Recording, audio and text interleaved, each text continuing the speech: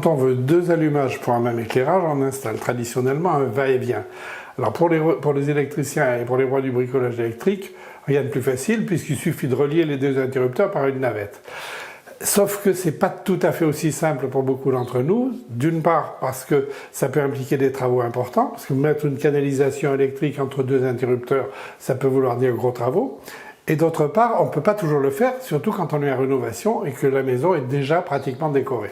Ici, dans cette entrée, pour allumer l'éclairage, on a bien installé un interrupteur côté cuisine. Mais on a oublié qu'il fallait aussi un éclairage ici, côté cour. Dans tous les cas, il existe une solution extrêmement simple et sans travaux pour créer un va-et-vient. Et cette solution, elle est simplement dans cette boîte avec deux interrupteurs qui communiquent entre eux sans fil et par radio. Alors, le système de va-et-vient sans fil Audace est constitué de deux éléments simplement. Un interrupteur qu'on va appeler récepteur et qui vient à la place de l'ancien interrupteur. Et un interrupteur qui est interrupteur émetteur et qui lui va être posé n'importe où et on va pouvoir allumer sans qu'il y ait aucune liaison filaire entre les deux. Et cet interrupteur peut être vissé ou simplement collé avec les adhésifs double face qui sont fournis. Alors pour l'installation, je commence par démonter l'interrupteur existant, j'enlève le cache et je dévisse tout simplement les deux vis de fixation. Je déconnecte les fils de l'interrupteur et je vais reconnecter les fils sur les deux bornes de l'interrupteur récepteur. Voilà, là il me faut un tournevis.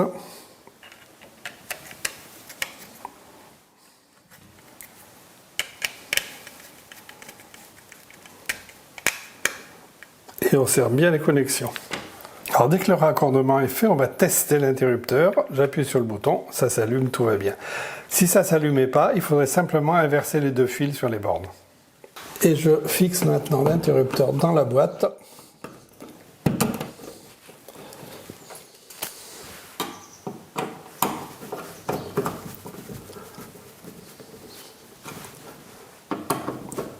En essayant de le mettre bien horizontal. Il ne me reste plus qu'à clipser le cache enjoliveur. Alors pour poser l'interrupteur émetteur, j'enlève les protections de double face.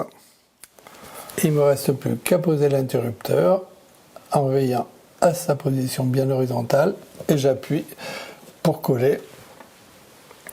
Voilà, c'est terminé. Le va-et-vient a été installé, vous l'avez vu, sans aucun travaux, sans poussière et en quelques minutes.